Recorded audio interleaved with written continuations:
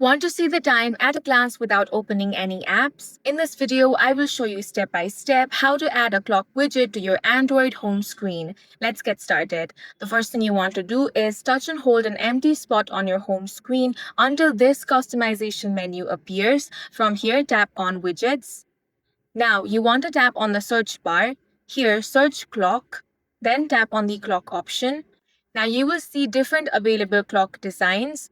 Go ahead and select whichever it is that you want. In my case, I'm going to select this one. Now tap on Add. Now if you want to resize it, you can do that as well.